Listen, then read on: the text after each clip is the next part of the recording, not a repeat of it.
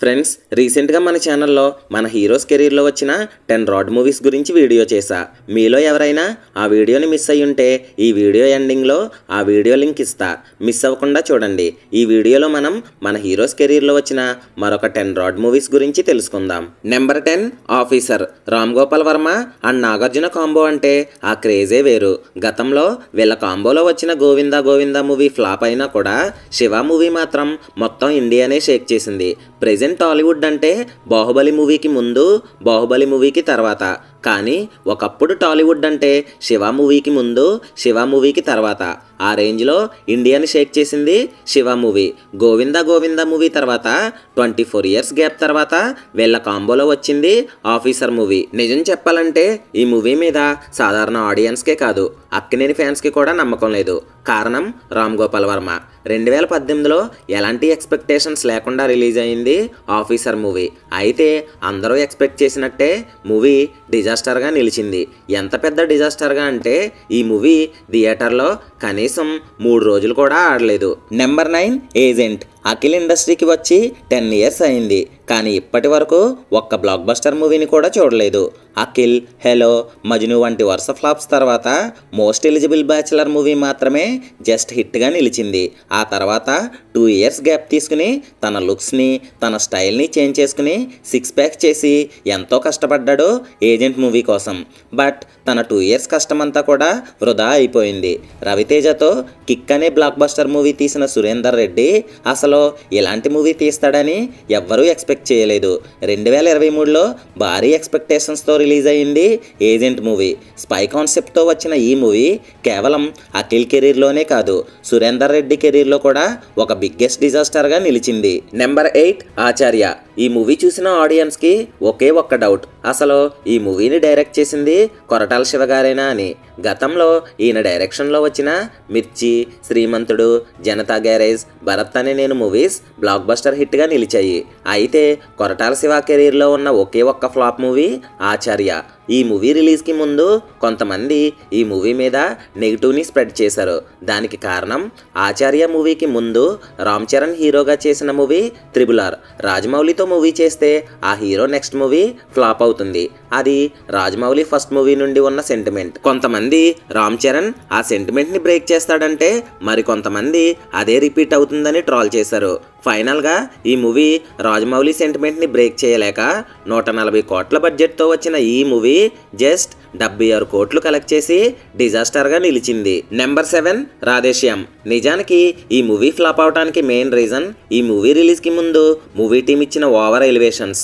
బాహుబలి లాంటి pan India movie తర్వాత వచ్చిన షాహో మూవీ తెలుగులో ఫ్లాప్ అయినా కూడా బాలీవుడ్లో హిట్ అయింది. ఆ మూవీ తర్వాత వచ్చిన రాధేశ్యామ్ మూవీ మాత్రం కేవలం తెలుగులోనే కాదు, రిలీజ్ అయిన ప్రతి ఇండస్ట్రీలో ఫ్లాప్ అయింది. ప్రభాస్ లుక్స్ చూడటానికి బాగున్నా, లవ్ స్టోరీలో ప్రభాస్ పర్ఫెక్ట్గా సెట్ అయినా, మూవీ స్టోరీలో సరైన కంటెంట్ లేక ఈ మూవీ ప్రభాస్ కెరీర్లోనే ఒక బిగ్గెస్ట్ డిజాస్టర్గా నిలిచింది. నెంబర్ 6 మట్కా. మెగా ఫ్యామిలీలో చిరంజీవి, పవన్ కళ్యాణ్, రామ్ చరణ్కి హేటర్స్ ఉంటారు. కానీ మెగా ఫ్యామిలీలో హేటర్స్ లేని ఒకే ఒక్క hero Varun Tej. Mega fans మాత్రమే కాదు, జనరల్ ఆడియన్స్కి కూడా వరుణ్ తేజ్ అంటే చాలా ఇష్టం. ప్రెజెంట్ టైర్ 2 రేస్లో కూడా లేని వరుణ్ తేజ్ని మరియు ఈ మూవీ యొక్క స్టోరీని నమ్మి ఈ మూవీ మీద 35 కోట్ల బడ్జెట్ పెట్టారు. కట్ చేస్తే ఈ మూవీకి వచ్చిన టాక్కి కనీసం మెగా ఫ్యాన్స్ కూడా ఈ మూవీకి సపోర్ట్ చేయలేదు. 35 కోట్ల బడ్జెట్తో వచ్చిన ఈ మూవీ జస్ట్ 4,82,00,000 కలెక్ట్ చేసి వరుణ్ తేజ్ కెరీర్లోనే ట్రిపుల్ డిజాస్టర్గా నిలిచింది. నెంబర్ 5 లైలా. విశ్వక్సేన్ కెరీర్లో వచ్చిన ఈ నగరానికి ఏమైంది, ఫలక్నామా దాస్ హిట్ మూవీస్ ఎంత పెద్ద హిట్ అయ్యాయో మనందరికీ తెలుసు. ఈ మూవీస్తోనే విశ్వక్సేన్ ఆడియన్స్లో మంచి క్రేజ్ని సంపాదించుకున్నారు. బట్ అన్ఫార్చునేట్లీ లైలా మూవీ తన మార్కెట్ని డౌన్ఫాల్ చేసింది. యాక్టర్ పృథ్వీరాజ్ ఆడియో ఈవెంట్లో చేసిన నెగిటివ్ కామెంట్స్ ఈ మూవీకి పెద్ద మైనస్ పాయింట్. తను చేసిన నెగిటివ్ కామెంట్స్ వల్ల ఒక పొలిటికల్ పార్టీ వాళ్ళు ఈ మూవీని బాయ్కట్ చేస్తామని సోషల్ మీడియాలో ట్వీట్ చేశారు.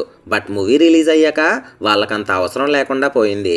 2025లో రిలీజ్ అయిన ఈ మూవీ ఫస్ట్ షో నుండే నెగిటివ్ టాక్ని తెచ్చుకుని ఫైనల్ రన్లో డిజాస్టర్గా నిలిచింది. నెంబర్ 4 నోటా. విజయ్ దేవరకొండ తన కెరీర్లో కొత్తగా ట్రై చేసిన మూవీ ఇది. మన టాలీవుడ్లో పొలిటికల్ స్టోరీతో వచ్చిన లీడర్, భరత్ అనే నేను మూవీస్ సూపర్ హిట్గా నిలిచాయి. మన టాలీవుడ్ ఆడియన్స్కి పొలిటికల్ మూవీస్ అంటే చాలా ఇష్టం. బట్ నోటా మూవీ అనేది రొటీన్ స్టోరీ. ఇలాంటి పొలిటికల్ స్టోరీస్ని మనం ఎప్పటి నుంచో చూస్తున్నాం. విజయ్ దేవరకొండ వరుస హిట్స్ తర్వాత చేస్తున్న మూవీ కావటం వల్ల ఈ మూవీకి ఓపెనింగ్స్ కూడా బాగా జరిగాయి. బట్ ఫైనల్గా ఈ మూవీ మాత్రం ఆడియన్స్కి నచ్చకపోవడంతో డిజాస్టర్గా నిలిచింది. Number 3 the warrior.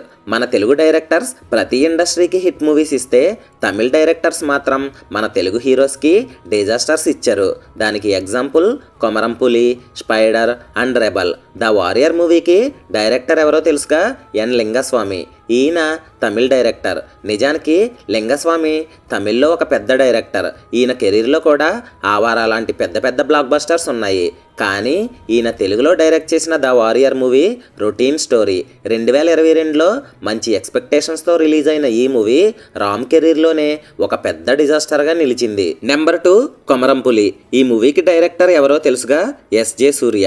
గతంలో ఎస్జే సూర్య అండ్ పవన్ కళ్యాణ్ కాంబోలో వచ్చిన ఖుషి మూవీ బ్లాక్ బస్టర్ హిట్గా నిలిచి యూత్లో పవన్ కళ్యాణ్కి మంచి క్రేజ్ని తీసుకొచ్చింది. 9 సంవత్సరాల గ్యాప్ తర్వాత వీళ్ళ కాంబోలో మూవీ అనగానే మూవీపై భారీ హైప్ క్రియేట్ అయింది.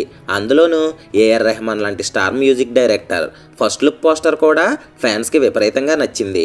అయితే 2010లో భారీ హైప్తో రిలీజ్ అయిన ఈ మూవీ పవన్ కెరీర్లోనే ఒక బిగ్గెస్ట్ డిజాస్టర్గా నిలిచింది. నెంబర్ 1 శక్తి.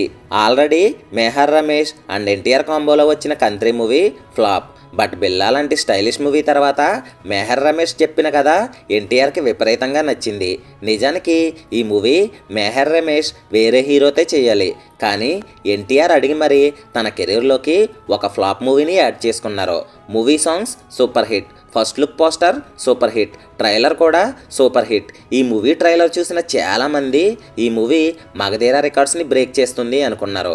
అయితే 2011లో ఎన్టీఆర్ కెరీర్లోనే భారీ బడ్జెట్తో వచ్చిన ఈ మూవీ డిజాస్టర్గా నిలిచింది.